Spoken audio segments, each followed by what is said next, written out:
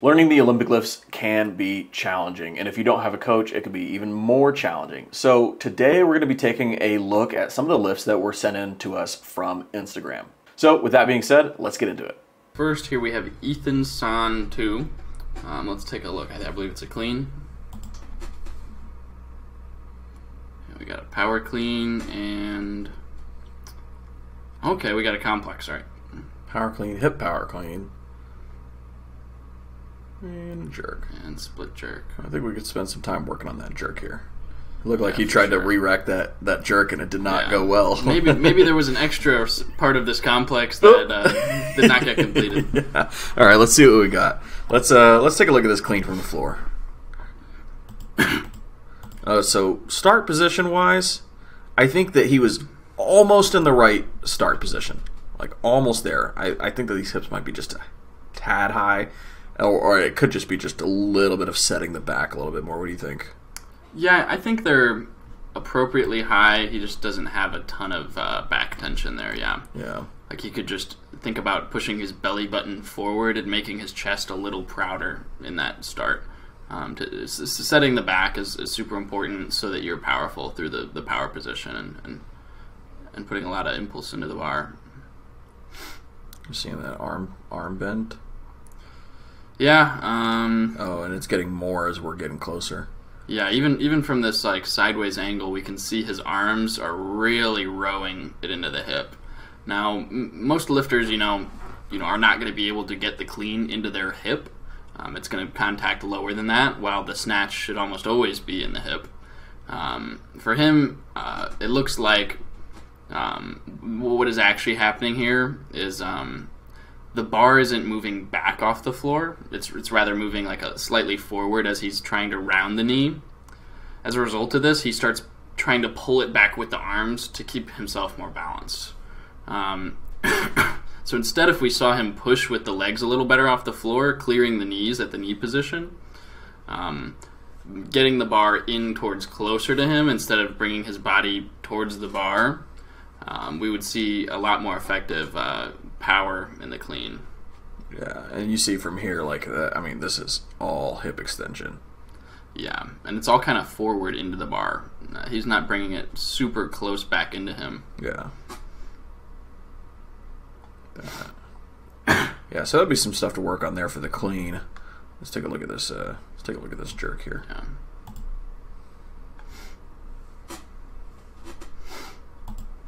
All right. So first thing that I noticed was, recovering with that back leg first. Usually, if you see a back leg recovery first, we're gonna see. So first thing I noticed was like that back leg recovery first, as opposed to front foot and then meet in the middle.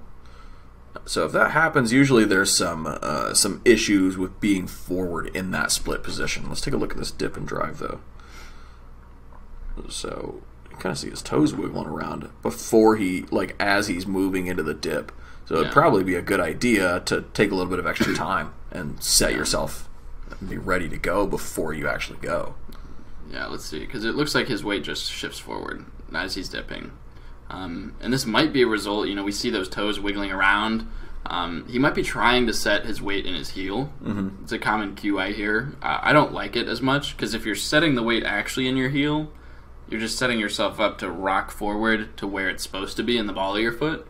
So we want that weight to be in the ball of foot from the start and stay there the whole time. I think a lot of the time coaches, and I don't know if this athlete's coached or not, no offense to if he is coached, but and I don't know if he's heard this or not either, but don't think about being on your heels. Think about being in the balls of your foot and maintaining it the whole time, because otherwise you might shift forward onto that toe. Mm-hmm. Yeah, usually if you see like shifting in balance like towards the toe, it's usually a compensation for being too far back. I mean, you see that in the pull for the snatch and the clean a lot as people are passing the knee, where they like get their knees out of the way and shift their balance back onto their heel, and then later in the lift they'll recompensate back forward onto the ball of the foot too much or onto the toe.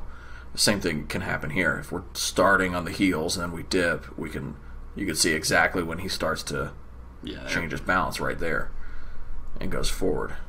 Yeah, those hips go forward, bar goes forward. whole weight goes forward. Now look at the split. So, big thing here, he does have a somewhat vertical front shin. Yep. Ish. But his back knee, straight as an arrow there. He is just pushing forward, which is kind of causing this like curve in his back as he's catching too. Yeah, so like not only is this going to make it hard for you to get low in that split position and shock absorb a little bit, but also that straight leg is pushing your hips forward. And if that's happening and the bar is staying where it is, this back is getting cranked into extension so hard. It can, it could put some extra pressure on your lower back. It can make it not feel as great, for one. But two, it's just not going to be as efficient as what would happen if this back knee was bending and absorbing some of that depth a little bit more. You could take some pressure off your back, too. Absolutely. And it makes it easier to recover front foot first.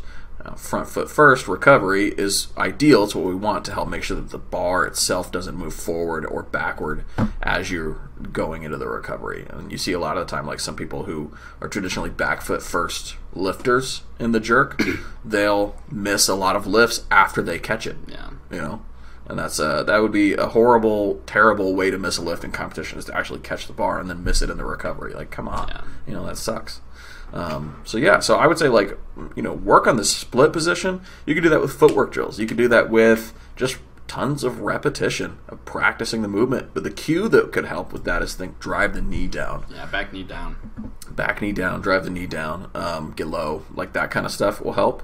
And then keeping this dip on the ball of the foot rather than on the heel in the start. Mm-hmm. That should solve a lot of those issues. So yeah, that's everything for this one. Nice work, Ethan. All right, let's take a look at the snatch here. So we're not sure the @ of the user this came from. Looking at his start position,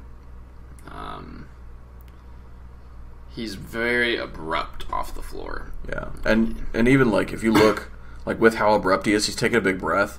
He's shrugging his shoulders before he goes to pack his lats. Yeah, but he does it so fast that his hips are actually starting to move before he's finished packing his lats down. Yeah, so his shoulders are just forward when he's starting here because he's taking this big breath by moving his shoulders. We shouldn't really be breathing into the shoulders at all when we're bracing for any of the lifts.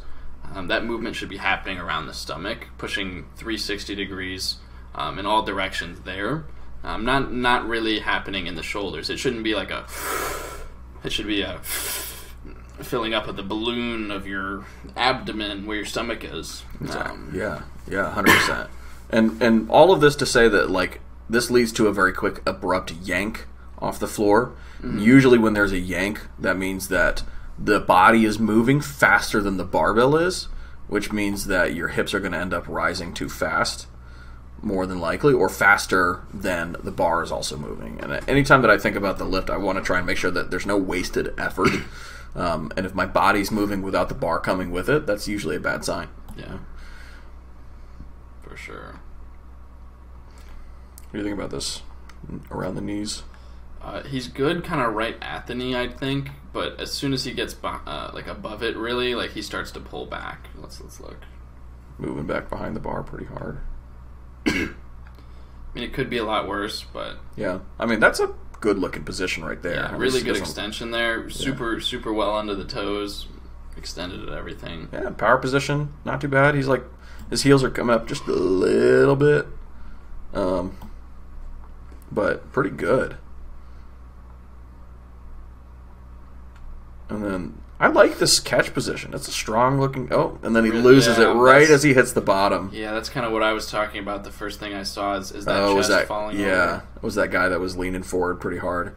Yeah. If you had just caught it like that, with how upright your torso is at this full depth position, that would have been money. Yeah. To me, thinking about pushing up into the bar works really well for that. But also that belly button forward cue that I talk about as well. It will set that upright posture a lot better than letting that belly button, push down towards the floor. If you set it upright, you'll be doing a lot better. Yeah. I think that's pretty much everything for this one. Pretty straightforward. So working on that start position, one thing that you can do is practice set your lats, hold your breath for a second, wait, and then go. right? So you can get used to that static start position with some of those lighter lifts. But then, two, just practice not yanking off the floor. But I think about it as like peeling the bar off the floor, so that I'm going almost one plate at a time before, as opposed to trying to get the whole thing moving suddenly.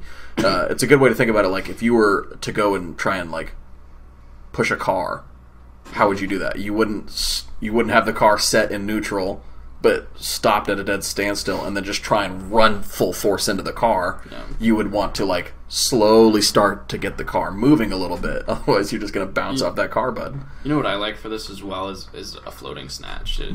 I like the use of the floating snatch because, especially if you cue the athlete to like kiss the ground with the barbell, like really don't let those plates clang at all. Yeah. Make the plates silent as you're lowering the snatch to the floor. And if you're not familiar, a floating snatch is basically a hang snatch done all the way to the floor, to where either you're floating barely off it or you barely touch it.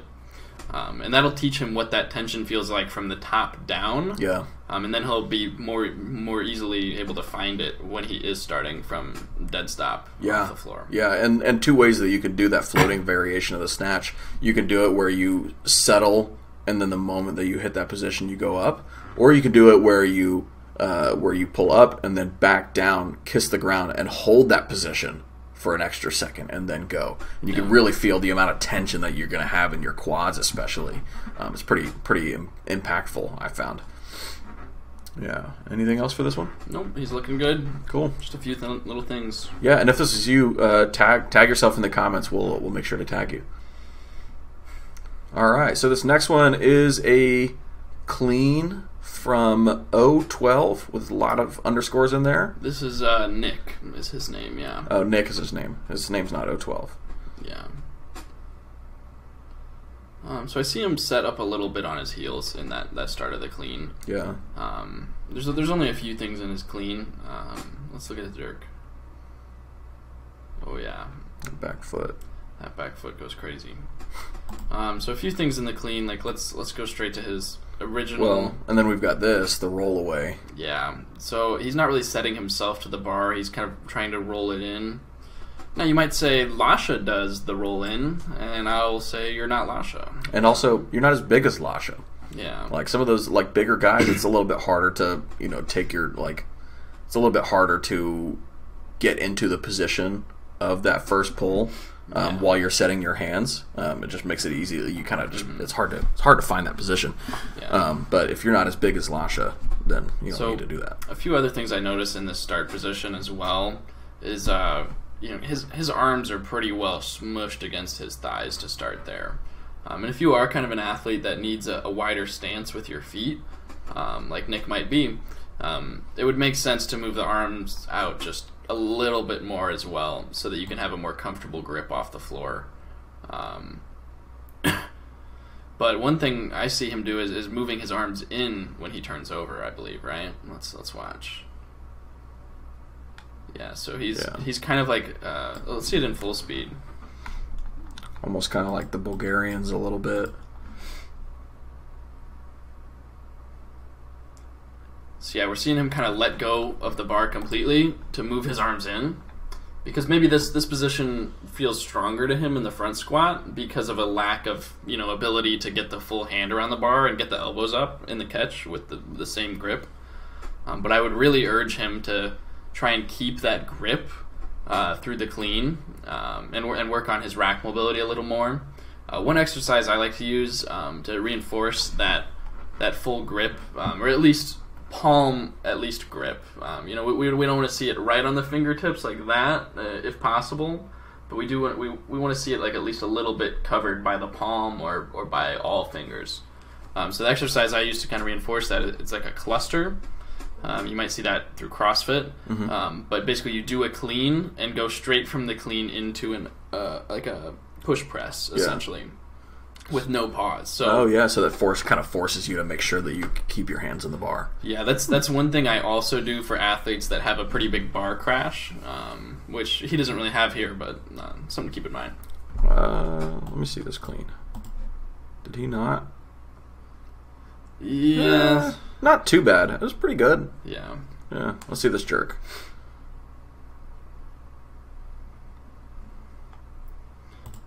I seem to kind of like his rack position when he's starting, like as far as the elbow height, and the head being pulled back. Like I think those are both really good things. Do you think he dips a little abruptly if we watch in the full speed version? Yeah. Yeah. He like gets down there and then he almost slows down as he hits the bottom of that dip. Yeah. So I think he could dip just a little smoother. We almost see a little, and you'll only be able to see it in the full speed version. You see the bar leave his collar ever so slightly. It doesn't look glued to his collar. That bar should be glued to your collar in the dip. Yeah, we can't really see it in the frame by frame. Can't see it in the frame by frame, but in the slow, you can almost see the plates and like the bar vibrate just a little bit. Yeah, it's just not as smooth as it could be. Yeah. And then, so split position wise, what are we looking at? This front shin, the front knee's a little forward, but this back leg in particular, like that heel is planted down. This back knee is pretty straight. In the split position, we want to see this back knee bent and the back heel off the ground. Active back foot. For him, probably one of the biggest things is working on that footwork outside of the heavy lifts. Yeah. Working on it on every lift, every warm-up, to the heavy lifts as well.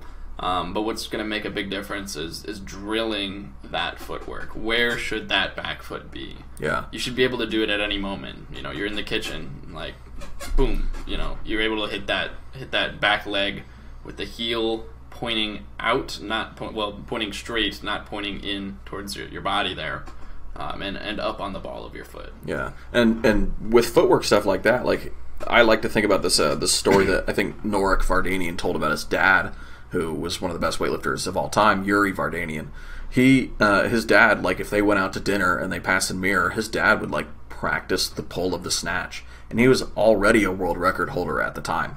Like he's still practicing the movement, like he's still thinking about his technique with that kind of stuff, and you can get that practice in anywhere. You know, he's even at a steakhouse in a tux. You know, like Yuri Vardanian does. So be like Yuri, practice your technique even if it's not without weight. Yeah. All right, thanks, Nick. Yeah. Appreciate it.